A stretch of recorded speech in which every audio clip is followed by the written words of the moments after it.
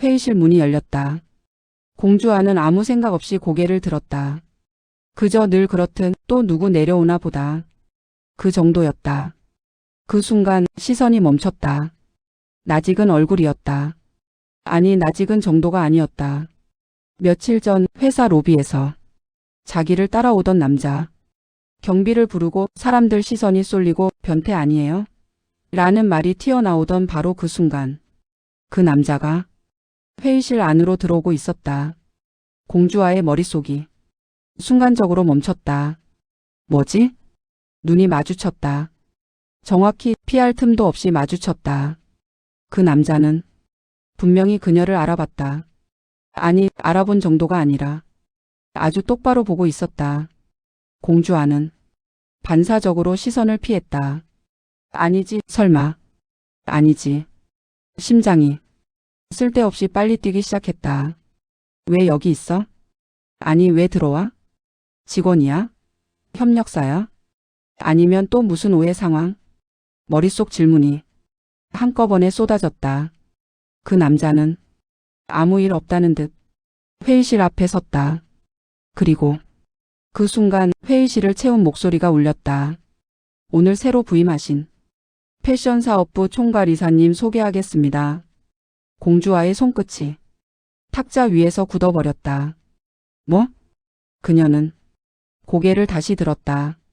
그 남자가 자연스럽게 미소를 지으며 고개를 숙이고 있었다.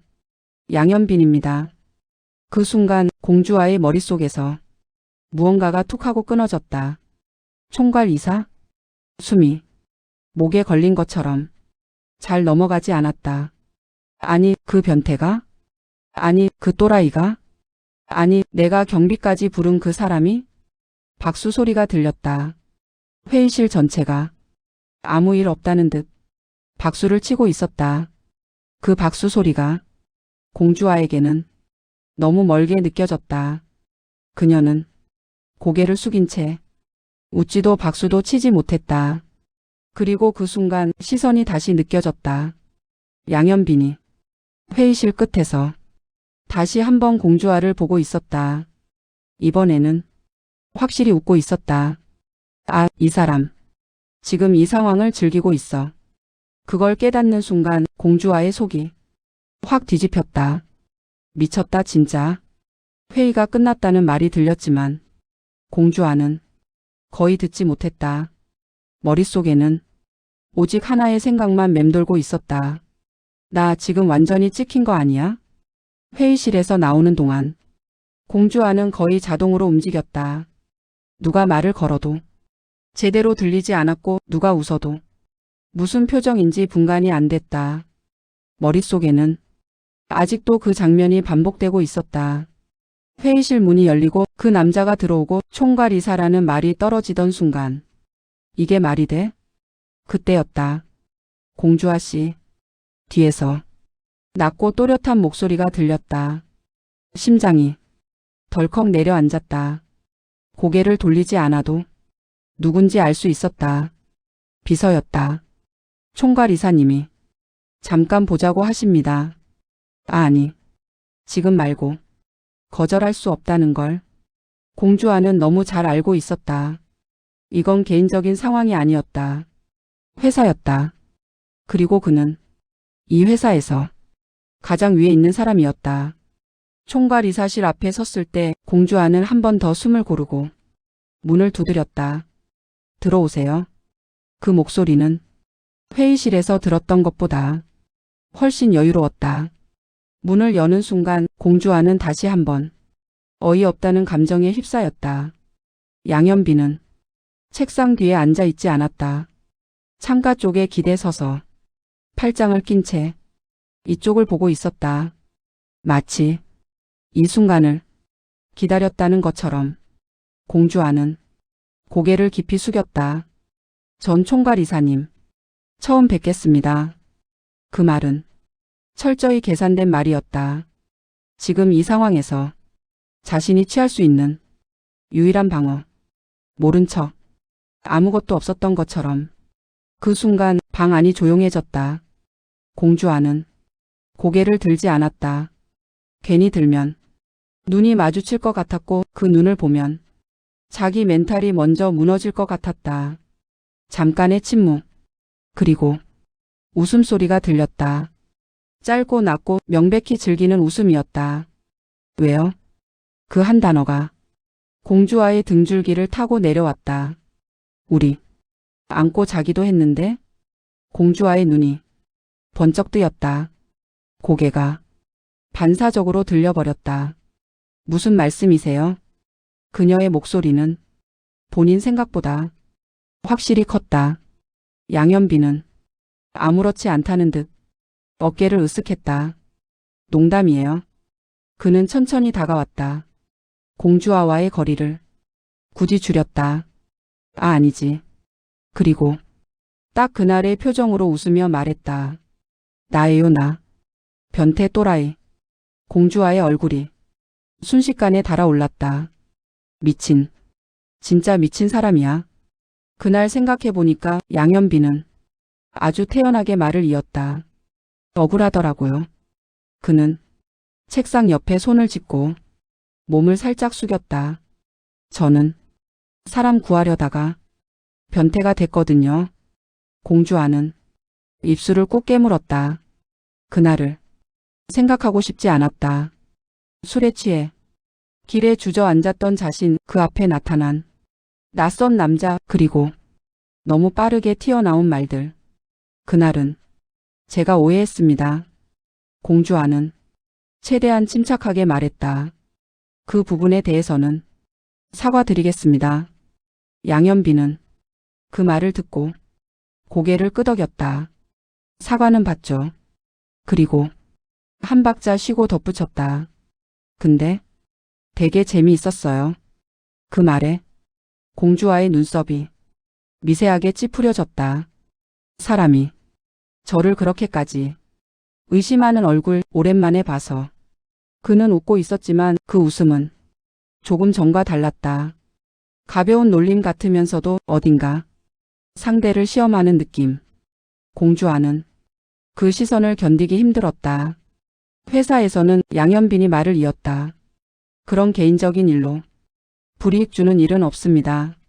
그 말은 안심시키는 말처럼 들렸지만 동시에 성급기처럼도 들렸다. 대신 그는 잠시 말을 멈췄다. 공주와의 심장이 또 한 번 내려앉았다.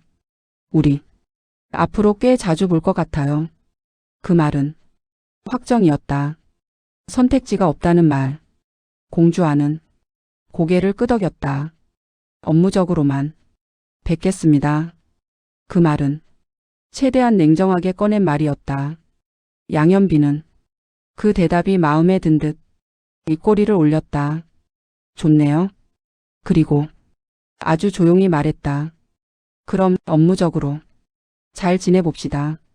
총괄 이사실 문이 닫히는 소리가 생각보다 크게 들렸다. 공주와는 복도를 몇 걸음 걷고 나서야 자신이 숨을 제대로 쉬지 않고 있었다는 걸 깨달았다. 미쳤다 진짜.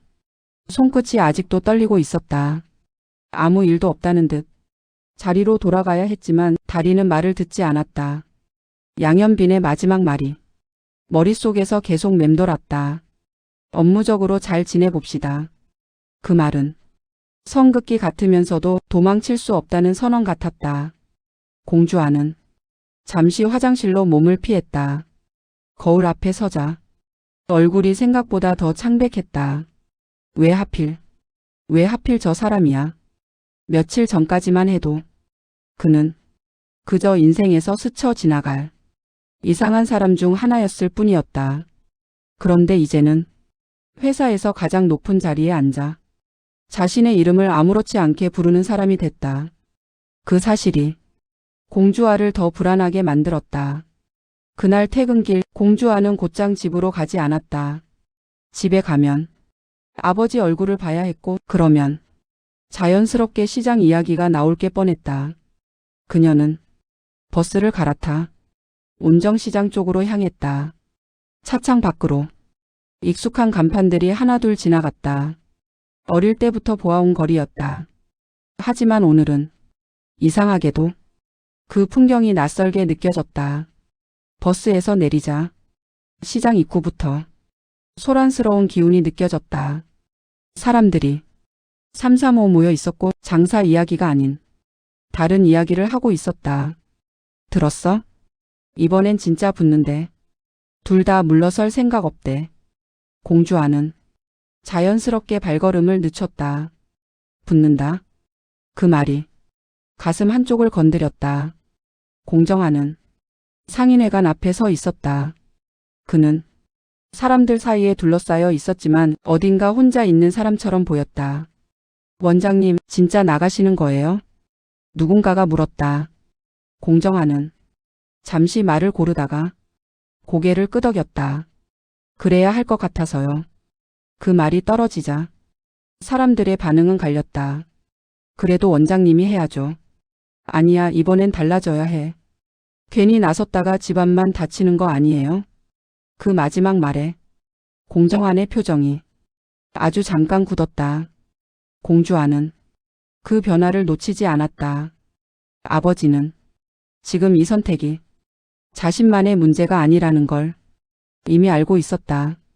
그때 사람들 사이가 자연스럽게 갈라졌다. 양동익이 천천히 걸어 들어오고 있었다. 그는 여유 있는 얼굴로 사람들에게 인사를 건넸다. 누군가는 반갑게 웃었고 누군가는 눈을 피했다. 양동익은 공정한 앞에 멈춰 섰다. 요즘 시장이 시끄럽네요. 그 말은 안부 같았지만 전혀 안부가 아니었다. 그러게요. 공정한이 짧게 답했다. 양동익은 주변을 한번 둘러보고 마치 농담처럼 말했다. 그래도 사람들이 뭘 원하는지는 확실한 것 같지 않습니까? 그 말이 무슨 뜻인지 여기 있는 사람들 중 모르는 사람은 없었다. 인기. 그리고 그 인기를 누가 가져가고 있는지. 양동익은 웃으며 덧붙였다. 나 온정시장에서 인기 제일 많잖아요. 그 말이 떨어지는 순간 공기가 다시 갈라졌다. 누군가는 웃으며 고개를 끄덕였고 누군가는 불쾌한 기색을 숨기지 못했다. 공주아는 그 장면을 보며 등이 서늘해졌다. 회사에서 느꼈던 그 불쾌함과 비슷했다. 사람 위에 서서 아무렇지 않게 상대를 흔드는 태도. 그때 공주아의 옆에서 누군가 낮게 말했다. 사람들 다 오빠 싫어해요. 그 말에 공주아는 고개를 돌렸다. 겉으론 웃지만요. 그 사람이 덧붙였다. 속으론 다 계산이에요. 누가 이길지. 그 계산의 끝에 누가 밀려나게 될지는 아무도 말하지 않았다. 공주아는 아버지를 바라봤다. 그리고 그 뒤편에서 차세리가 이 장면을 조용히 지켜보고 있는 걸 보았다. 차세리는 아무 말도 하지 않았다. 하지만 그녀의 눈빛은 이미 이 싸움이 어디까지 갈 수 있는지를 계산하고 있는 사람의 눈빛이었다. 공주아는 본능적으로 느꼈다. 이 싸움은 선거에서 끝나지 않을 거라는 걸. 그리고 이 시장에서 시작된 균열이 곧 회사에서의 그 불쾌한 만남과 하나로 이어질 거라는 걸. 그 순간 공주아의 머릿속에 양현빈의 얼굴이 스쳤다. 우리 앞으로 자주 보게 될 거예요. 그 말이 이 시장에도 적용될 것 같은 불길한 예감이 들었다. 공주아는 조용히 숨을 들이마셨다. 온정시장은 한번 갈라지기 시작하면 되돌리기 어려운 곳이었다.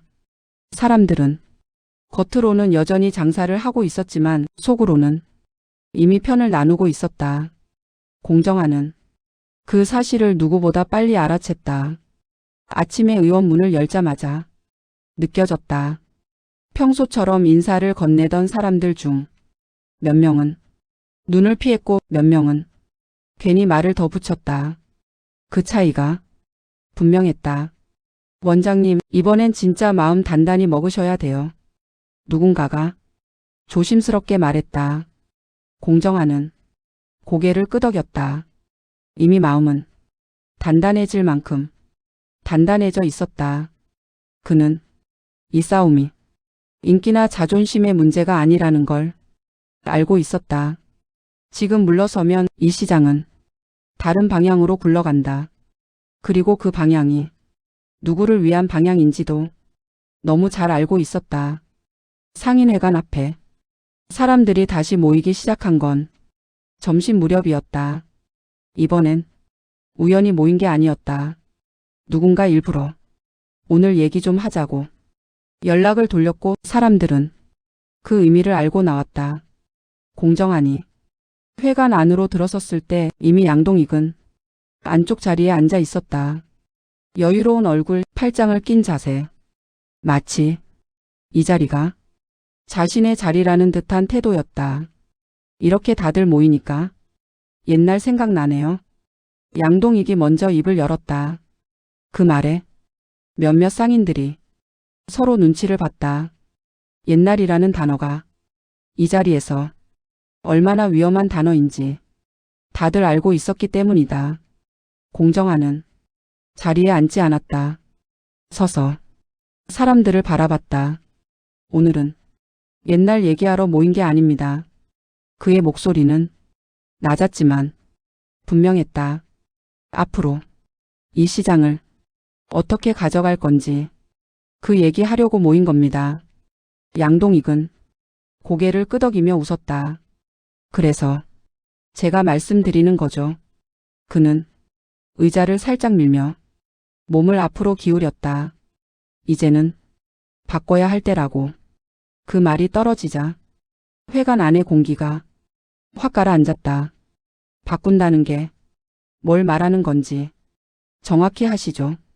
공정하니 말했다. 양동익은 잠시 말을 멈췄다. 그리고 기다렸다는 듯 차세리를 힐끗 바라봤다. 그 신호를 받은 것처럼 차세리가 한 발 앞으로 나섰다. 그녀의 등장에 사람들의 시선이 자연스럽게 쏠렸다. 말 그대로예요. 차세리가 차분하게 말했다. 시장 구조부터 임대 방식, 들어오는 가게들까지 그녀는 상인들을 하나하나 바라보며 말을 이었다. 이 상태로는 버티기 힘든 분들 많잖아요. 그 말에 몇몇 상인들의 표정이 굳어졌다. 그건 위로처럼 들렸지만 사실은 현실을 들추는 말이었다. 프랜차이즈가 들어오고 정리가 되고 규모가 커지면 차세리는 잠시 말을 멈췄다. 지금보다 돈은 됩니다. 그 순간 회관 안이 웅성거리기 시작했다. 공정하는 차세리를 똑바로 바라봤다. 그 돈이 누구 주머니로 들어가는지는 말 안 하시네요. 차세리는 미소를 지었다. 원래 선택에는 대가가 따르죠. 그 말은 아주 부드러웠지만 사람들을 벽 쪽으로 몰아붙이는 말이었다. 그럼 지금 장사하는 사람들은 어떻게 됩니까? 공정하니 다시 입을 열었다. 여기서 몇십 년 버텨온 사람들은 어디로 가라는 겁니까? 그의 말에 상인들 중 몇 명이 고개를 끄덕였다. 양동익은 그 반응을 보며 조용히 말했다. 다 같이 살 수는 없잖아요. 그 말이 칼처럼 꽂혔다. 공정한의 얼굴이 굳어졌다. 그 말 이 시장에서 쉽게 할 말 아닙니다. 양동익은 조금도 물러서지 않았다. 그래서 제가 나서는 겁니다. 그는 자신의 가슴을 가볍게 두드렸다. 인기라는 게 괜히 있는 게 아니죠. 그 말에 다시 한번 사람들의 시선이 갈라졌다. 공정하는 그 모습을 보며 마침내 결심한 듯 말했다. 그럼 정면으로 갑시다. 회관 안이 순간 조용해졌다. 선거로 결정합시다. 그 한마디에 모든 것이 정리됐다. 말로는 더 이상 끝낼 수 없다는 뜻이었다. 그 장면을 공주와는 회관 밖에서 보고 있었다. 문틈 사이로 들려오는 목소리들, 서로를 밀어붙이는 말들. 아버지의 목소리가 예전보다 훨씬 단단하게 들렸다. 그게 왜인지 마음 한쪽을 불안하게 만들었다. 왜 이렇게까지? 공주아는 아직 정확한 이유를 알지 못했다. 다만 이 선택이 아버지에게 가볍지 않다는 것만은 분명히 느껴졌다. 그 순간 휴대폰이 울렸다. 회사에서 온 전화였다. 공주아 씨, 지금 어디 계세요? 상대의 목소리는 평소보다 급했다. 총괄 이사님이 잠깐 보자고 하십니다. 공주아의 손에 힘이 들어갔다. 총괄 이사. 그 이름만으로도 아까의 회의실 장면이 머릿속에 다시 떠올랐다. 그 남자, 말을 가볍게 던지던 얼굴, 웃고 있었지만 어딘가 계산적인 눈빛. 공주아는 회관 안을 한 번 더 바라봤다. 아버지는 여전히 사람들 사이에 서 있었고 상황은 자신이 끼어들 수 있는 단계가 아니어 보였다. 공주아는 휴대폰을 귀에 대고 짧게 대답했다. 지금 이동 중입니다. 전화를 끊고 나서도 한동안 움직이지 못했다. 왜인지 모르게 마음이 가라앉지 않았다. 회사도 시장도 아직은 서로 다른 세계인 것 같았다. 하지만 그 두 곳 모두에서 자신이 편하게 숨 쉴 수 없게 됐다는 사실만은 분명하게 느껴졌다. 공주아는 그 이유를 아직 알지 못했다. 그래서 더 불안했다. 총괄 이사실 문을 다시 열었을 때 공주아는 아까보다 더 긴장한 상태였다. 이번엔 마음을 다잡을 시간도 없었다. 양현빈은 이번에도 책상 뒤에 앉아 있지 않았다. 이번엔 소파에 앉아 서류를 보고 있었다. 그 모습이 이상하게도 더 낯설었다. 앉아요. 그는 고개도 들지 않은 채 말했다. 공주아는 조심스럽게 소파 맞은편에 앉았다. 등이 소파에 닿지 않게 허리를 곧게 세웠다. 아까는 좀 놀랐죠. 양현빈이 서류를 넘기며 말했다. 공주아는 대답하지 않았다. 괜히 한마디라도 하면 말려들 것 같았다. 회사 사람들 앞에서 그런 표정 짓는 거 별로 안 좋아해요. 그 말에 공주아의 눈이 조금 커졌다. 지적이었구나. 다행히 눈치챈 사람은 없는 것 같지만 그는 이제야 고개를 들었다. 눈빛은 차분했다. 아까처럼 장난스럽지도 않았고 놀리는 기색도 없었다. 오히려 일 얘기를 하러 나온 사람 같았다. 오늘 부른 건 사적인 이유 아닙니다. 그 말에 공주아는 속으로 아주 작게 숨을 내쉬었다. 온정시장 관련해서 자료 하나 확인해 달라고요. 그는 서류 하나를 테이블 위로 밀었다. 공주아는 서류 제목을 보는 순간 손이 멈췄다. 온정시장 재정비 검토안. 시장? 이건 패션 사업부랑 직접적인 관련은 없지만 양현빈이 말을 이었다. 회사 차원에서는 눈여겨볼 필요가 있는 건이에요. 공주아는 서류를 넘기지 못한 채 그를 바라봤다. 왜? 제가 이걸 봐야 하죠? 양현빈은 잠시 공주아를 바라보다가 담담하게 말했다. 온정시장 쪽에 연고가 있잖아요. 그 말은 질문이 아니었다. 공주아의 손에 힘이 들어갔다. 개인적인 연고를 회사 일에 엮고 싶진 않습니다. 그녀의 목소리는 생각보다 단단했다. 양현빈은 그 대답이 마음에 든 듯 입꼬리를 아주 살짝 올렸다. 좋은 태도네요. 그는 다시 서류를 가리켰다. 그래서 개인 의견 말고 시장 분위기만 정리해주면 됩니다. 공주아는 서류를 천천히 넘겼다. 임대 구조, 재정 상태, 향후 개발 가능성. 페이지를 넘길수록 가슴이 답답해졌다. 아버지 얼굴이 자꾸 떠올랐다. 이건 아직 결정된 건 아니죠? 공주아가 조심스럽게 물었다. 양현비는 잠시 말을 멈췄다. 그리고 아주 짧게 말했다. 아직은요? 그 아직이라는 말이 왜인지 모르게 불안하게 들렸다. 같은 시각 온정시장에서는 또 다른 움직임이 시작되고 있었다. 차세리는 몇몇 상인들과 따로 자리를 만들고 있었다. 공식적인 자리는 아니었다. 차 한 잔 놓고 이야기하는 정도였다. 어렵죠, 요즘. 차세리가 먼저 말을 꺼냈다. 장사는 안 되고 임대료는 그대로고. 상인들은 선뜻 대답하지 못했다. 그 침묵이 이미 답이었다. 선거는 결국 숫자 싸움이에요. 차세리가 조용히 말했다.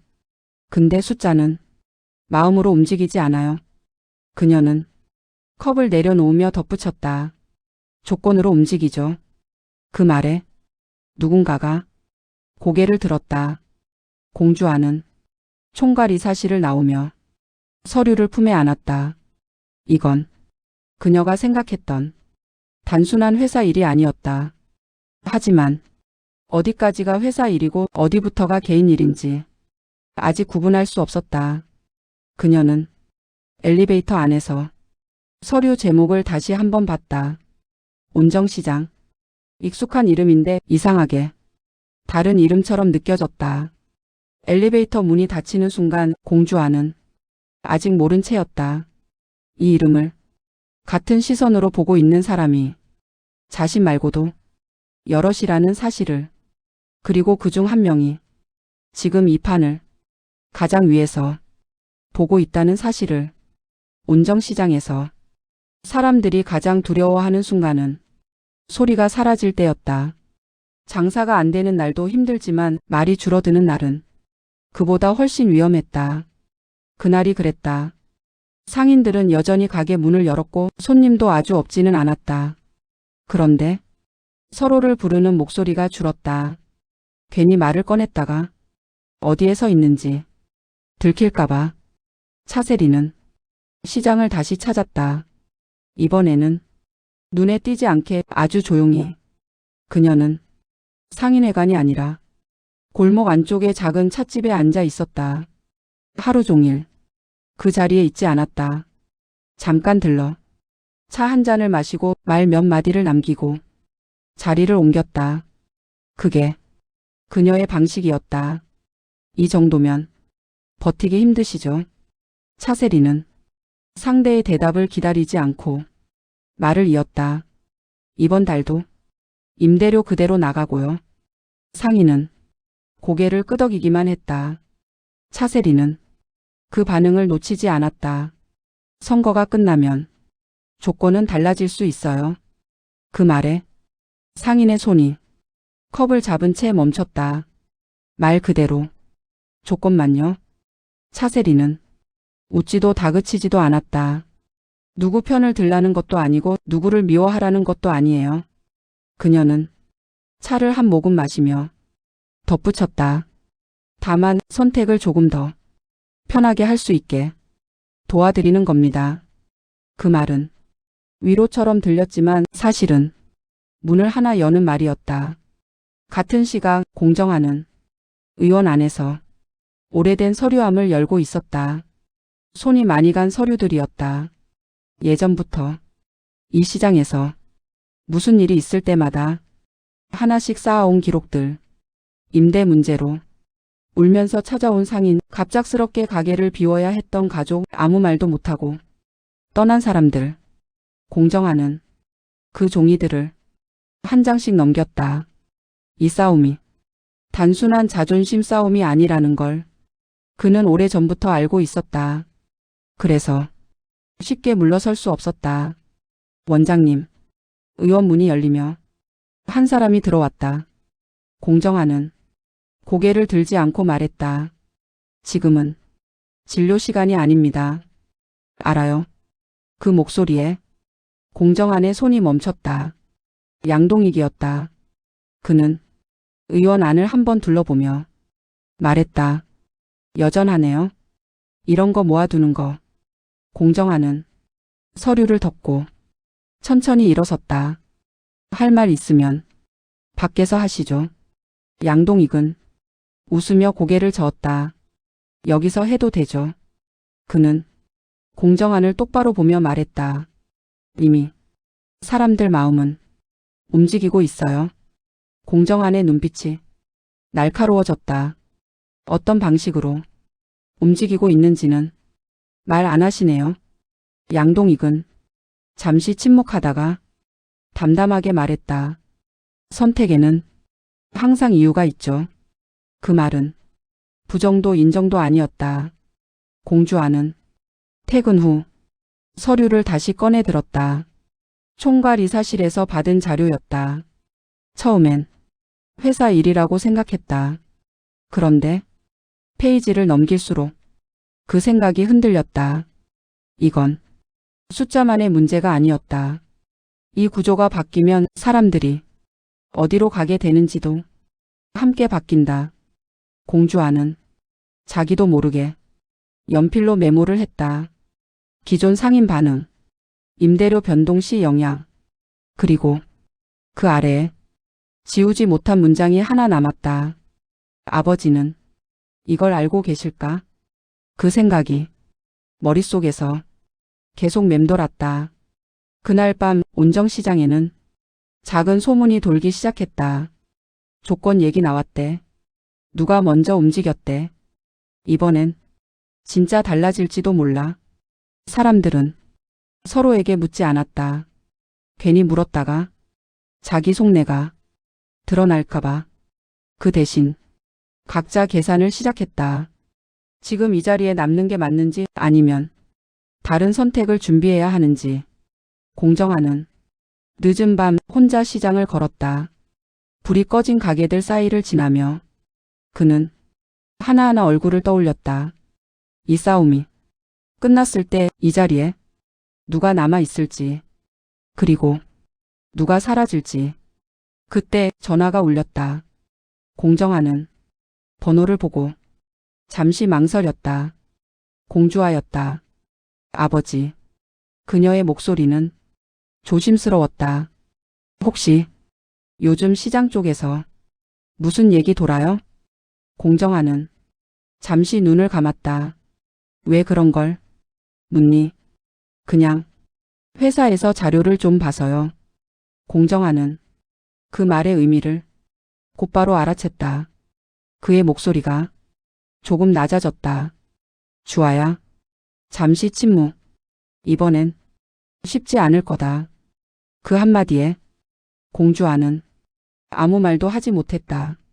그날 이후 운정시장은 이전과 같지 않았다. 아직 가게 문은 그대로 열렸고 사람들은 여전히 같은 자리에 서 있었다. 하지만 마음은 이미 한 발씩 움직이고 있었다. 누군가는 조건을 계산했고 누군가는 끝까지 버틸 이유를 되새겼다. 공정하는 이 싸움이 누구를 위한 싸움인지 혼자서 다시 묻고 있었다. 양동익은 사람들의 시선이 어디로 향하는지를 차분히 확인하고 있었다. 차세리는 아직 꺼내지 않은 카드가 더 많다는 걸 알고 있었다. 그리고 공주아는 이 모든 흐름의 중심에 서 있으면서도 아직은 아무것도 모른 채 하루를 버티고 있었다. 회사에서는 총괄이사라는 이름이 점점 더 무게를 가지기 시작했고 그 이름을 가진 남자는 아직 자신의 선택을 드러내지 않았다. 다만 분명한 건 하나였다. 이제 이 싸움은 말로 끝나지 않는다. 누군가는 남게 될 것이고 누군가는 밀려나게 될 것이다. 그리고 그 선택의 결과는 사랑보다 먼저 사람들의 삶을 흔들 것이다. 운정시장은 이미 움직이기 시작했다. 아무도 되돌릴 수 없게.